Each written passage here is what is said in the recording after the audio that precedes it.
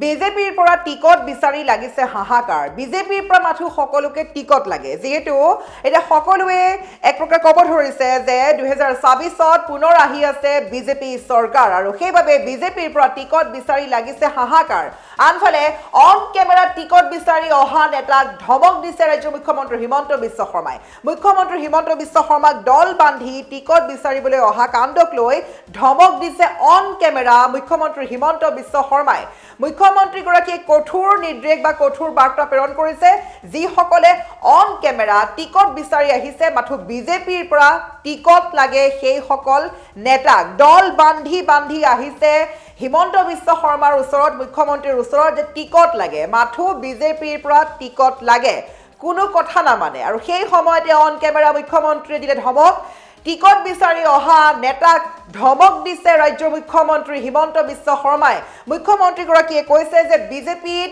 কোনো খিলঞ্জিয়া অখিলঞ্জিয়া বুলি কথা নাই সকলো ভাৰতীয় সকলো অসমীয়া দল বান্ধি এই টিকট বিচাৰিবলৈ অহা নেতাৰ ওপৰত কঠোৰ হৈছে ৰাজ্যৰ মুখ্যমন্ত্ৰী হিমন্ত বিশ্ব শৰ্মা মুখ্যমন্ত্ৰী গৰাকীক টিকট বিচাৰি থকা প্ৰসংগক লৈ অন কেমেৰা গালি পাৰিলে মুখ্যমন্ত্ৰী গৰাকী আমি ফুল প্লেটৰ সহায়ত সবিশেষ খবৰ লৈ আহিব চেষ্টা কৰিছো অতিকৈ গুৰুত্বপূৰ্ণ খবৰ এবাৰ বিজেপিৰ পৰা টিকট বিচাৰি অন কেমেৰা অহা নেতাক ধমক দিছে ৰাজ্য মুখ্যমন্ত্ৰী হিমন্ত বিশ্ব শৰ্মাই কংগ্ৰেছৰ কালচাৰ বিজেপিলৈ নানিব বুলি কোৱা হৈছে কংগ্ৰেছৰ যি কালচাৰ সেই কালচাৰ বিজেপিত নচলিব কংগ্ৰেছৰ পৰা দল বান্ধি টিকট বিচাৰিব আহিলে কটা যাব বুলি কোৱা হৈছে বা কংগ্ৰেছৰ যিবোৰ নীতি নিয়ম সেই নিয়মেৰে যদি টিকট বিচাৰি আহে নাম কটা যাব বিজেপিত খিলঞ্জিয়া অখিলঞ্জিয়া বুলি কথা নাই এইদৰে লিখিছে এইদৰে কৈছে মুখ্যমন্ত্ৰী গৰাকীয়ে যেহেতু এটা ভিডিও দেখা গৈছে মুখ্যমন্ত্ৰী গৰাকী খুবেই কঠোৰ হৈছে আমি এই মুহূৰ্তত ফুল প্লেটৰ সহায়ত দেখাব চেষ্টা কৰিছো মুখ্যমন্ত্ৰী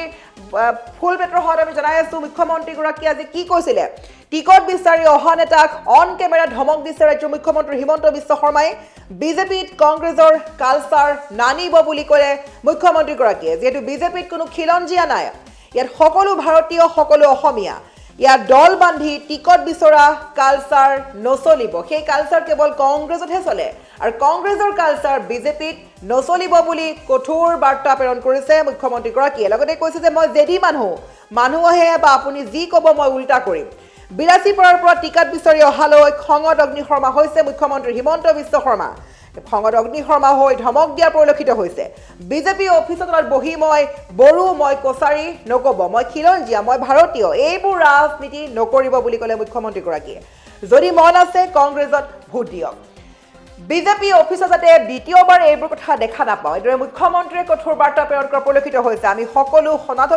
সনাতনীৰ মাজত দুই ভাগ নকৰিব বুলি ক'লে মুখ্যমন্ত্ৰী গৰাকীয়ে লগতে কৈছে যে নৰেন্দ্ৰ মোদীয়ে অশোক সিংহিক টিকট দিলে মই লগত যাম বিজেপি অফিচত খৰ্গহস্ত হৈছে মুখ্যমন্ত্ৰী গৰাকী আৰু এই টিকট বিচাৰি অহা নেতাক অন কেমেৰা ধমক দিছে ৰাজ্যৰ মুখ্যমন্ত্ৰী হিমন্ত বিশ্ব শৰ্মাই আমি পুনৰ ক'ব চেষ্টা কৰিছো টিকট বিচাৰি হাহাকাৰ লগাইছে মুখ্যমন্ত্ৰী গৰাকীক মুঠৰ ওপৰত বিজেপিৰ পৰা টিকট লাগে ২৬ত বিজেপি চৰকাৰ গঠন হ'ব বুলি একাংশই এই কথা বিশ্বাস কৰিছে হয়তো যাৰ বাবে টিকট বিচাৰি হাহাকাৰ কৰিছে মুখ্যমন্ত্ৰী গৰাকীক টিকট বিচাৰি থাকোতে অন কেমেৰা গালি পাৰিছে ধমক দিছে মুখ্যমন্ত্ৰী গৰাকীয়ে দল বান্ধি টিকট বিচাৰি মুখ্যমন্ত্ৰী গৰাকীক হাৰাশাস্তি কৰা পৰিলক্ষিত হৈছে আৰু এনে মুহূৰ্তত দেখা গৈছে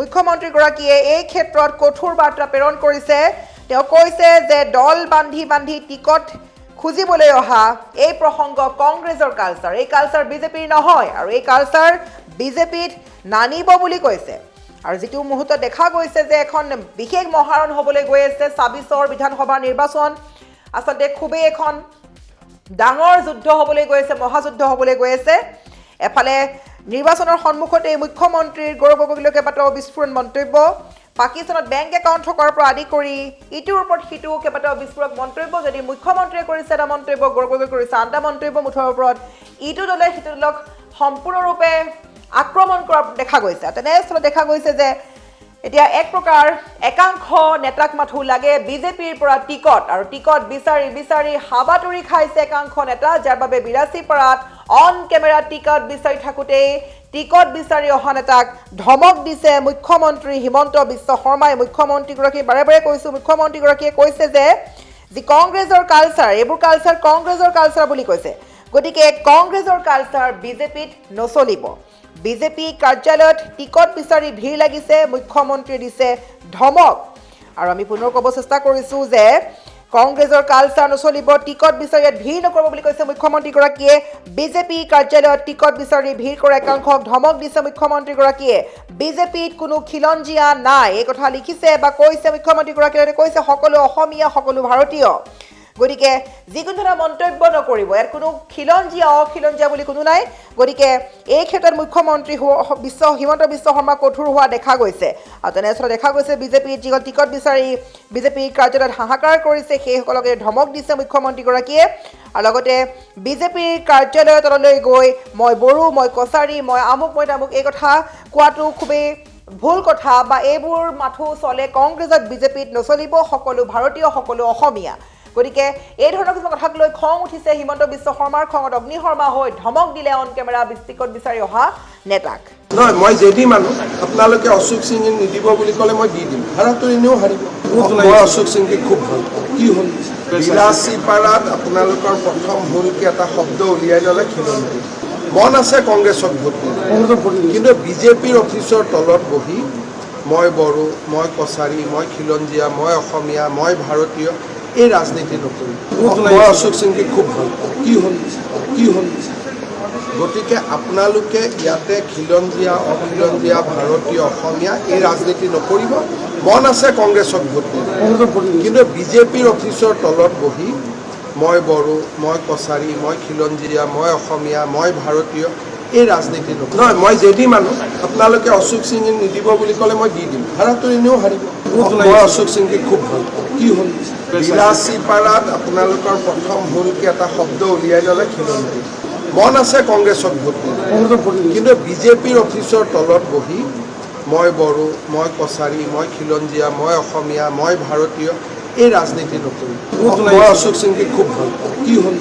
কি হ'ল গতিকে আপোনালোকে ইয়াতে খিলঞ্জীয়া অখিলঞ্জীয়া ভাৰতীয় অসমীয়া এই ৰাজনীতি নকৰিব। মন আছে কংগ্ৰেছক ভোট দিব, কিন্তু বিজেপিৰ অফিচৰ তলত বহি মই বড়ো, মই কছাৰী, মই খিলঞ্জীয়া, মই অসমীয়া, মই ভাৰতীয় এই ৰাজনীতি নকৰিব।